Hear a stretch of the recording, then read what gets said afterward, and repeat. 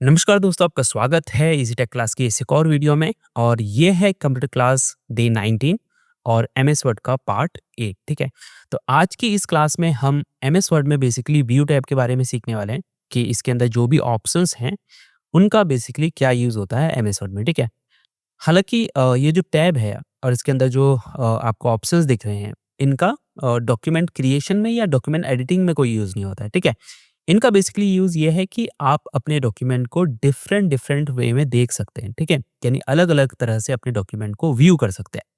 अब जैसे देखिए यहाँ पे जो सबसे पहला ग्रुप है वो है डॉक्यूमेंट व्यूज़। ठीक है, तो यहाँ पे क्या है, कई सारे व्यू ऑप्शंस दिए गए हैं। जैसे प्रिंट लेआउट है। ठीक है, तो प्रिंट लेआउट बेसिकली क्या है, इसमें आपका डॉक्यूमेंट बेसिकली ये समझ लीजिए कि जैसे आपका प्रिंट पेज पर दिखेगा, वैसे ही प्रिंट लेआउट मोड में आपका डॉक्यूमेंट दिखता है। ठीक है?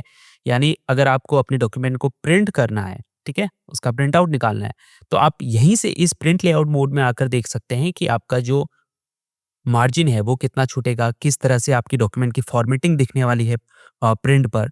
तो जैसा यहाँ पर दिख रहा है, अगर आप इसको प्रिंट करते हैं तो वैसा ही वो आपके प्रिंट आउट में दिखने वाला है। ठीक है? तो ये डिफ़ॉल्ट मोड होता है। ठीक है? इसी में हम डॉक्यूमेंट को एडिट भी करते हैं और यही प्रिंटिंग मोड भी होता है। ठीक है? यानी अगर आप इस डॉक्यूमेंट में हैं तो आप पेज लेआउट में जाकर यहीं से मार्जिन सेट कर सकते हैं। ठीक है? जैसे मैं अगर नैरो कर देता हूँ, तो अब मैं ये जो मार्जिन कम हुआ है, ठीक है? या जो भी इसकी फॉर्मेटिंग है, ऐसे ही ये प्रिंट होगा प्रिंट पेज पर। ठीक है?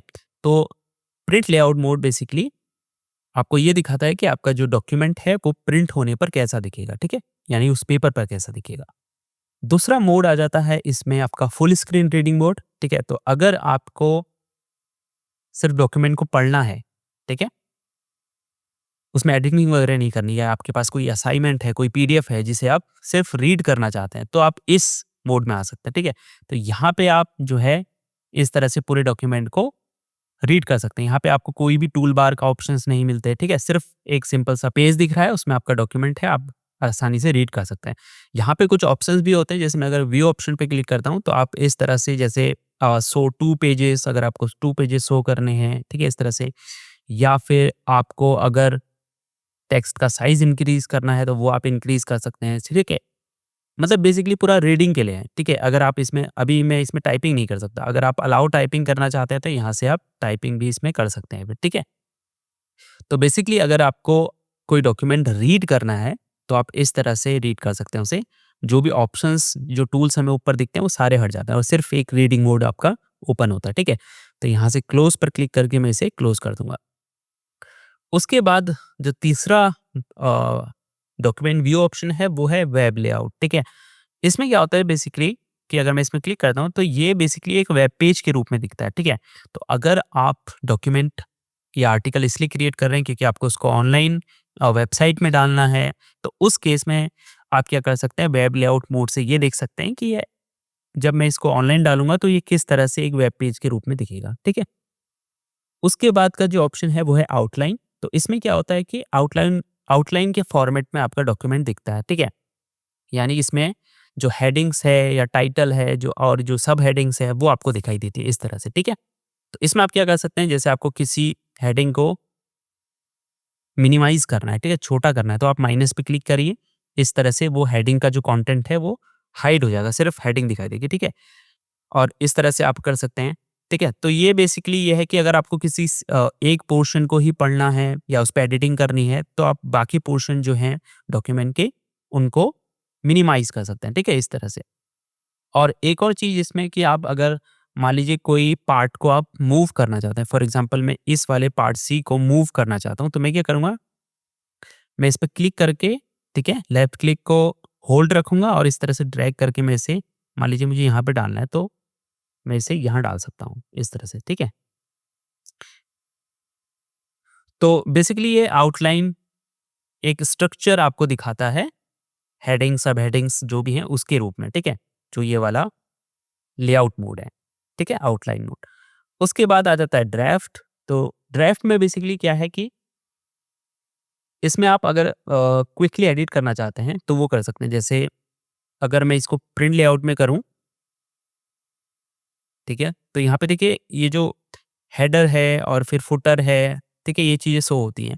लेकिन अगर आप ड्राफ्ट में चले जाएँगे तो आपको कुछ शो नहीं होगा, ठीक है? सिंपल एक पेज में सारी चीज़ें आपको इस तरह से दिख जाती हैं, ठीक है? तो आपको क्विकली एडिट करना है अपने डॉक्यूमेंट को तो आप ड्राफ्ट से भी जो है कर सकते हैं, ठीक है?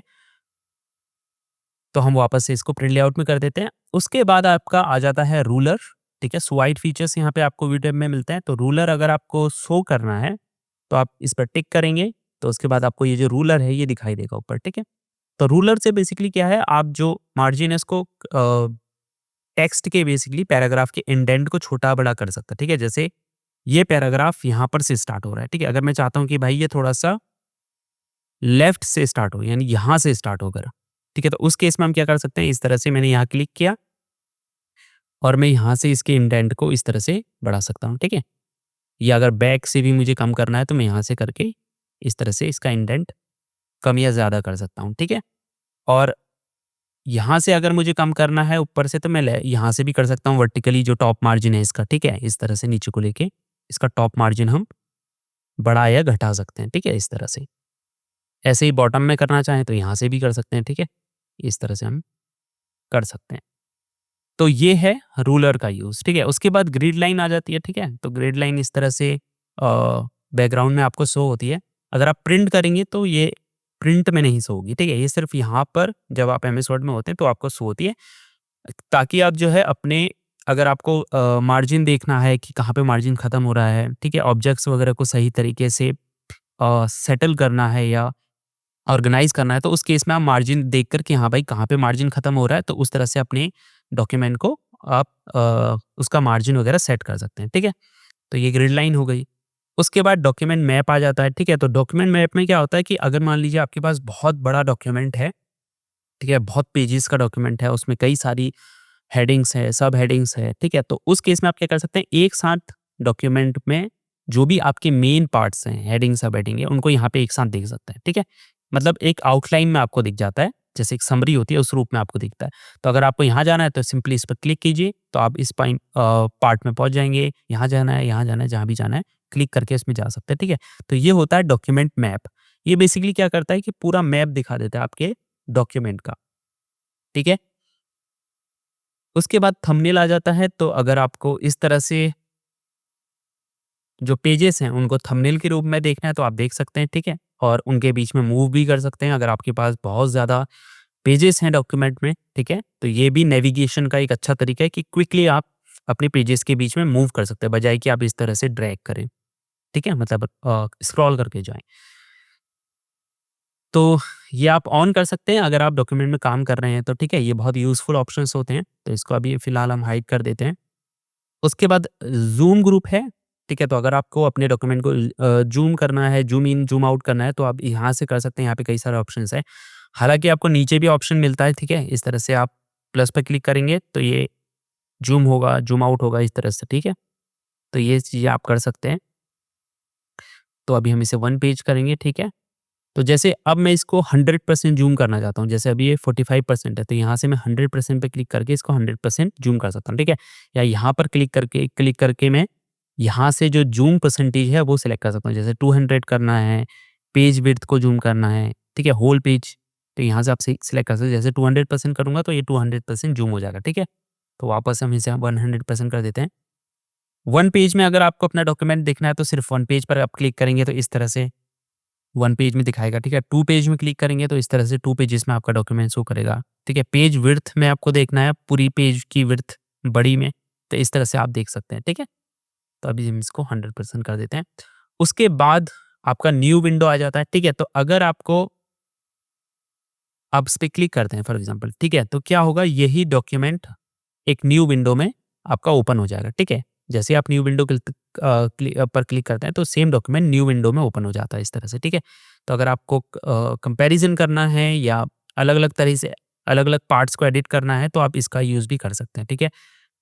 अब जैसे मैंने न्यू विंडो ओपन किया और अगर मुझको अरेंज करना है फॉर एग्ज़ाम्पल मैं जो ऊपर का पार्ट है, ठीक है? जो टाइटल वाला पार्ट है और जो कंक्लूज़न वाला पार्ट है, ठीक है? सबसे नीचे का, तो उसको मैं अगर साथ में एडिट करना चाहता हूँ या 2 पार्ट्स में साथ में काम करना चाहता हूँ, तो मैं क्या कर सकता हूँ, जैसे मैं न्यू विंडो किया, तो 2 विंडो ओपन हो गई, तो मैं अरेंज ऑल क्लिक कर सकता हूँ, ठीक है? तो ये इस तरह से ऊपर-नीचे आ जाएँगे, ठीक है? अगर मुझे यहाँ पे काम करना है ऊपर वाले पे, तो मैं इस पे भी कर सकता हूँ और अगर मुझे नीचे वाले पे काम करना है, तो मैं यहाँ से नीचे जाकर नीचे वाले पे भी काम कर सकता हूँ, ठीक है? तो और यहाँ से इस तरह से इन्हें मैं अरेंज कर सकता हूँ बेसिकली, ठीक है? उसके बाद जैसे मैं इसको क्लोज़ कर देता हूँ या स्प्लिट अब अगर आप करना चाहें, ऊपर-नीचे आपको नहीं देखना है, स्प्लिट पर क्लिक करेंगे तो यहाँ से कहाँ से आप स्प्लिट करना चाहते हैं वो सिलेक्ट कर सकते हैं, ठीक है? तो सबसे पहले हम क्या करते हैं, यहाँ से इस विंडो को हम क्लोज़ कर देते हैं, ठीक है? इसको ओपन करते हैं, उसके बाद हम इसे स्प्लिट करते हैं, ठीक है? फॉर एग्ज़ाम्पल मैं यहाँ से स्प्लिट करना चाहता हूँ, जैसे हमने अरेंज ऑल किया था वैसे ही हम स्प्लिट कर सकते हैं, जैसे मैं यहाँ से स्प्लिट कर देता हूँ, ठीक है? अब ये देखिए, यहाँ से अलग हो गया है पूरा, ठीक है? और ये पार्ट अलग हो गया। तो इस तरह से भी हम अगर अलग-अलग पार्ट में काम करना चाहते हैं या अलग-अलग पार्ट्स को देखना चाहते हैं या कंपैरिज़न करना चाहते हैं 2 डॉक्यूमेंट के बीच में, ठीक है? तो हम इस तरह से कर सकते हैं। तो ये बेसिकली ऑप्शन इस अ, इसलिए आपके काम आता है, ठीक है? आप रिमूव स्प्लिट करना चाहते हैं तो यहाँ से क्लिक करके इसको स्प्लिट को रिमूव कर सकते हैं, ठीक है? उसके बाद अगर जैसे मैंने न्यू विंडो कर दी है, ओपन की होगी, साइड बाय साइड देखना है तो मेरे को इससे भी कर सकता हूँ। जैसे मैं यहाँ से क्लिक किया और मैं अब यहाँ पे व्यू साइड बाय साइड करना चाहता हूँ, तो इस तरह से मैं साइड बाय साइड भी इसको व्यू कर सकता हूँ अपने डॉक्यूमेंट को, ठीक है? तो फिलहाल इसको क्लोज़ करते हैं। उसके बाद आ जाता है आपका स्विच विंडोज़, तो आपको स्विच करना है विंडोज़ पे, जैसे मैंने यहाँ से 2 विंडो ओपन की हुई हैं, ठीक है? तो मैं यहाँ से स्विच कर सकता हूँ विंडोज़ के बीच में इस तरह से, ठीक है? तो यहाँ पे आपको दोनों विंडो दिखाई देती है, आप जिस पे भी जाना चाहते हैं इस तरह से क्लिक करके आप ईज़िली जो है स्विच कर सकते हैं। अब व्यू टैब का जो लास्ट ऑप्शन है वो है मैक्रोज़, ठीक है? और ये सबसे इम्पोर्टेंट है, ठीक है? आप इसे एमएस वर्ड का एक मोस्ट इम्पोर्टेंट या एक बहुत बढ़िया ऑप्शन कह सकते हैं, ठीक है? तो मैक्रोज़ बेसिकली करता क्या है कि जो भी आपके रिपिटिटिव टास्क होते हैं या ऐसे काम जो आप बार-बार करते हैं, ठीक है? यानी आपको मान लीजिए कोई टेबल बनानी है जिसमें आप सेम इन्फॉर्मेशन हर बार ऐड करते हैं, कुछ एक को छोड़ के, ठीक है? या फिर आपको कुछ ऐसे पैराग्राफ लिखने हैं जो बिल्कुल सेम होते हैं हर बार या आप ईमेल लिख रहे हैं तो उसमें जो ऊपर का एरिया होता है या जो नीचे का एरिया है वो आप सेम लिखते हैं, ठीक है? तो ऐसे काम जो आप रिपीट करते हैं बहुत बार अपने डॉक्यूमेंट में, उसे आप क्या कर सकते हैं मैक्रोज़ की हेल्प से रिकॉर्ड कर सकते हैं। रिकॉर्ड करके सेव कर सकते हैं, ठीक है? तो उसमें होगा क्या कि जब आपको दोबारा उस काम को रिपीट करने की ज़रूरत पड़ेगी, आप सिंपली यहाँ से मैक्रोज़ से उस काम को रीअप्लाई कर सकते हैं एक क्लिक में, ठीक है? तो आपको दोबारा से उस काम को करने की ज़रूरत नहीं पड़ेगी। तो ऑफ़िसेज़ हों या फिर अ कॉर्पोरेट हो, जहाँ भी आप जॉब करते हैं, वहाँ पे अक्सर आपको ऐसा काम करना पड़ता है जो रिपिटिटिव होता है, ठीक है? तो उस केस में आप मैक्रोज़ की हेल्प ले सकते हैं। तो फॉर एग्ज़ाम्पल मैं आपको दिखाता हूँ यहाँ पे। अब जैसे हम क्या करते हैं, यहाँ पर एक हम ठीक है एक न्यू डॉक्यूमेंट ओपन कर लेते हैं, ठीक है? फॉर एग्ज़ाम्पल यहाँ से मैं ब्लैंक डॉक्यूमेंट पे क्लिक करके क्रिएट कर देता हूँ, ठीक है? और हम जाते हैं यहाँ से व्यू में और यहाँ से हम क्लिक करते हैं वे मैक्रोज़ में और रिकॉर्ड पे क्लिक कर लेते हैं, ठीक है? और यहाँ से इसको नाम दे देते हैं मार्कशीट, ठीक है? और ओके पर क्लिक कर देते हैं, ठीक है? तो नाम इसको दे दिया हमने मार्कशीट। अब फॉर एग्ज़ाम्पल कि मैं क्या कर रहा हूँ कि यहाँ पे मैं एक मार्कशीट क्रिएट कर रहा हूँ, ठीक है? जिसमें मैं जो है स्टूडेंट्स के नाम वगैरह ये सब डालूँगा, ठीक है? तो अब होगा क्या कि जैसे मान लीजिए मुझे स्टूडेंट्स की मार्कशीट बनानी है, तो एक की तो मैंने बना दी, लेकिन औरों की अगर मुझे बनानी है तो मुझे क्या करना पड़ेगा, हर बार टेबल क्रिएट करनी पड़ेगी, वो डिटेल्स डालनी पड़ेंगी, ठीक है? तो इस केस में मैं क्या कर सकता हूँ, मैं मैक्रो रिकॉर्ड कर सकता हूँ, जैसे मैं अभी कर रहा हूँ। तो जैसे मैं यहाँ पे नाम डाल देता हूँ, सबसे पहले हेडिंग क्रिएट कर लेते हैं हम, ठीक है? सब्जेक्ट्स, ठीक है? उसके नीचे हम डाल देते हैं हिंदी, ठीक है? इंग्लिश, मैथ एंड फिजिक्स यहाँ पे डाल देते हैं, ठीक है? और उसके बाद हम यहाँ पर लिख देते हैं और मैक्सिमम मार्क्स, ठीक है? और उसके बाद यहाँ पे हम लिख देते हैं मिनिमम मार्क्स, ठीक है? मिनिमम मार्क्स और उसके बाद यहाँ पे हम लिखते हैं, ठीक है? ऑब्टेन्ड मार्क्स, ठीक है? और यहाँ पे हम लिख देते हैं रिमार्क्स, ठीक है? तो ये बेसिकली मैं क्या कर रहा हूँ, मैं एक स्टूडेंट की मार्कशीट बना रहा हूँ, ठीक है?